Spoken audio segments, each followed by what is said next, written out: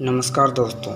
भारत की आज़ादी के इतिहास के बारे में हमें पढ़ाया गया है और इतिहास के किताबों में भी ये बताया गया है कि हमें आज़ादी गांधी जी और नेहरू के अहिंसा और सत्याग्रहों से मिली, लेकिन आज़ादी के दूसरे कारणों को दबाया गया है और हमें उनके बारे में सही जानकारी नहीं दी गई। यह 1954 में कवि प्रदीप की गाना आई थी, हमें आजादी बिना खड़क बिना ढाल, साबरमती की संत तूने कर दिया कमाल। तो क्या सच में हमें आज़ादी बिना खड्ग बिना ढाल के और सिर्फ अहिंसा से मिली थी, या फिर सुभाष चंद्र बोस के आज़ाद हिंद फौज की वजह से?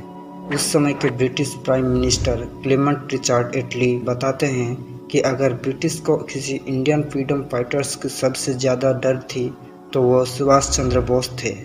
20 फरवरी 1947 में इंडियन इंडिपेंडेंस एक्ट के तहत पीएम इटली ब्रिटिश पार्लियामेंट के हाउस ऑफ कॉमन में अनाउंस करते हैं कि 30 जून 1948 तक ब्रिटिश इंडिया को छोड़ देंगे, लेकिन एक्चुअल डेट से 10 महीने पहले 15 अगस्त 1947 को हमें आज़ादी दे दी। अंग्रेज़ों ने जल्दबाजी में हमें क्यों आज़ादी दे दी? चलिए आज के इस वीडियो में हम समझेंगे जल्दबाजी में हमें आज़ादी देने के पीछे क्या वजह थी। सबसे बड़ी भूमिका देश को आज़ाद कराने की सुभाष बोस की थी। सुभाष बोस की वजह से देश की आर्मी में रिवोल्ट की नौबत आ गई थी।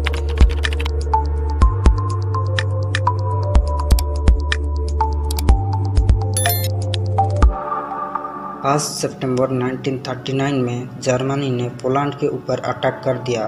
उसके 2 दिन बाद ब्रिटिश जर्मनी पे अटैक करके वर्ल्ड वॉर 2 को शुरू कर दिया। इस युद्ध में 2 पावर थे, एलाइड और एक्सिस। एलाइड पावर को लीड कर रही थी ब्रिटिश और एक्सिस को एडोल्फ हिटलर के जर्मनी। सितंबर 1939 में ब्रिटिश इंडिया के वाइसरॉय लॉर्ड लिनलिथगो कांग्रेस के लीडर्स और दूसरे इंडियन लीडर्स को इन्फॉर्म किए बिना ही भारत को वर्ल्ड वॉर 2 में शामिल कर लिया। इससे ब्रिटिश इंडिया के अंदर रहे इंडियन नेशनल कांग्रेस के प्रेसिडेंट सुभाष चंद्र बोस के साथ साथ कई सारे लीडर्स ने इस्तीफा दे दिया। सुभाष चंद्र बोस अंग्रेजों से बहुत नाराज होकर कलकत्ता में विद्रोह करवाए।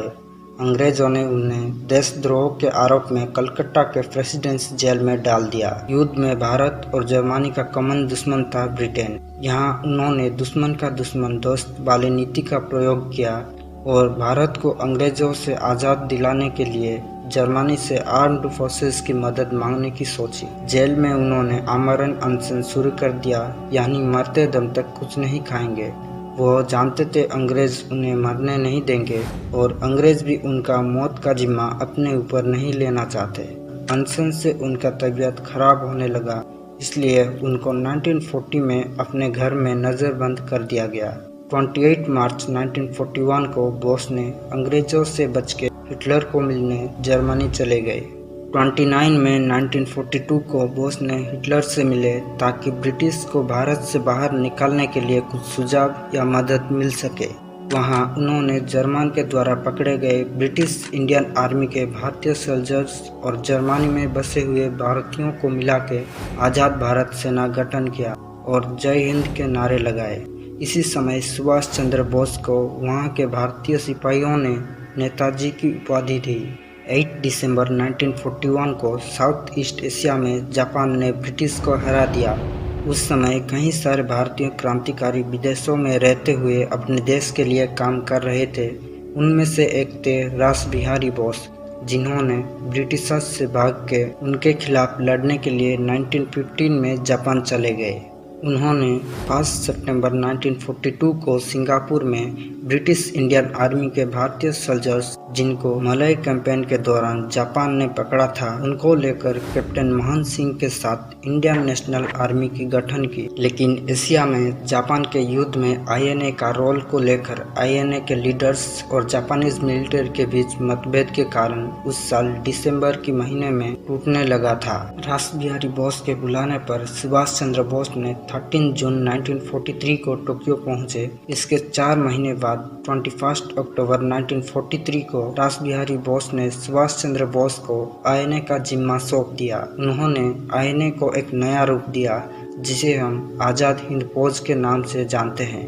और इसके साथ आज़ाद हिंद सरकार का गठन किया, जिसका अपना करेंसी और पोस्ट भी था। उनके नेतृत्व में आज़ाद हिंद फौज की संख्या बढ़ने लगी। उन्होंने अंग्रेज़ों से लड़ने के लिए बुर्मा में चलो दिल्ली और जय हिंद जैसे नारे दिए। भारतीय फौजियों के हौसला बढ़ाने के लिए और आज़ादी का वादा करते हुए उन्होंने फौजियों से कहा, तुम मुझे खून दो, मैं तुम्हें आज़ादी दूंगा। आज़ाद हिंद फौज में ज़्यादा से ज़्यादा फौजी जुड़ते जा रहे थे और देखते ही देखते करीब 40,000 फौजी हो गए। 6 नवंबर 1943 को अंग्रेज़ों से जीती हुई अंडमान एंड निकोबार आइलैंड को जापान ने आज़ाद हिंद फौज को सौंप दी।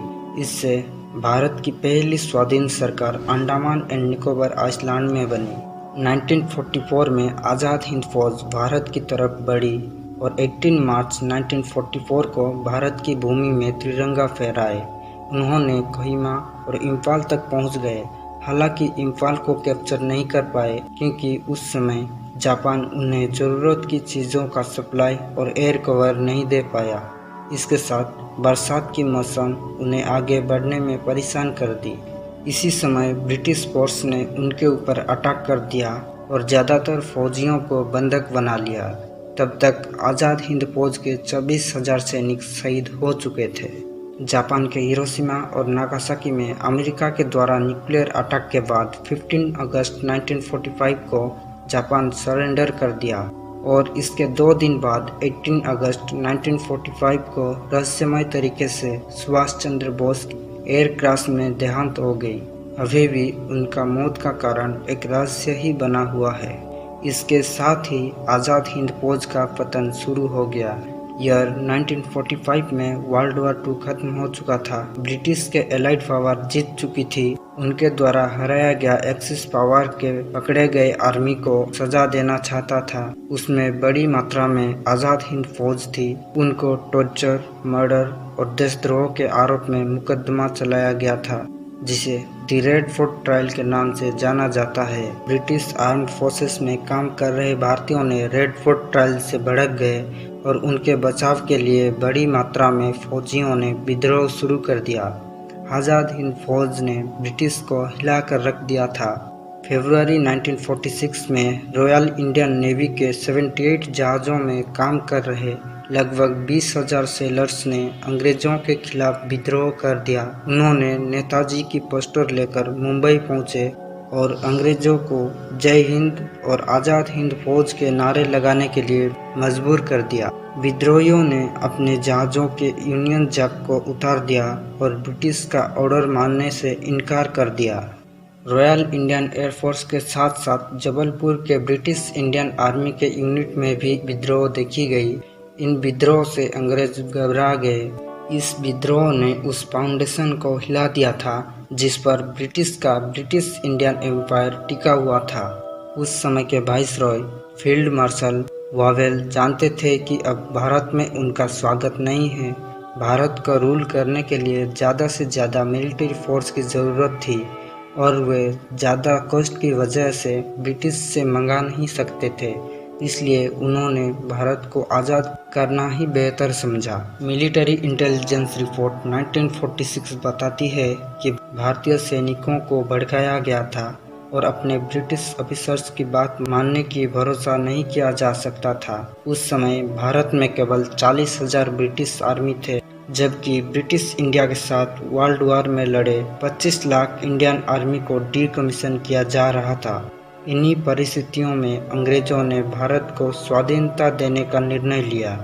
Military historian general GD Bakshi अपने किताब बॉस एन इंडियन सामुराई में 1956 में former prime minister Clement Attlee और उस समय के वेस्ट बंगाल के acting governor justice PV Chakraborty के बीच के बातचीत को उल्लेख करते हैं। उस समय एटली भारत के दौरे पर आए थे और वेस्ट बंगाल के गेस्ट के तौर पर 2 दिन गवर्नर पैलेस में रुके थे। तब चक्रवर्ती उनसे पूछे थे कि गांधी जी के भारत छोड़ो आंदोलन 1945 तक धीमा पड़ चुका था और 1947 में ऐसी सिचुएशन नहीं थी कि जल्दबाजी में ब्रिटिश को भारत छोड़ना पड़े, तो उन्होंने क्यों छोड़ा। एटली ने बताया, नेताजी की मिलिट्री के एक्टिविटीज़ की वजह से ब्रिटिश क्राउन इंडियन आर्मी और नेवाल पर्सनल के ऊपर अब भरोसा नहीं कर सकता था। फिर उन्होंने पूछा, ब्रिटिश को भारत छोड़ने की डिसीजन में गांधी का प्रभाव कितना था? उत्तर में हेटली होठों को दबाते हुए हंस के बोले, न्यूनतम।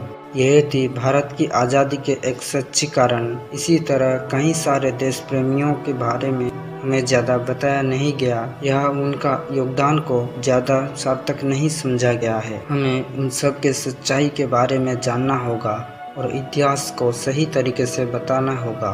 आज के लिए बस इतना ही। यहाँ तक बने रहने के लिए आपका धन्यवाद।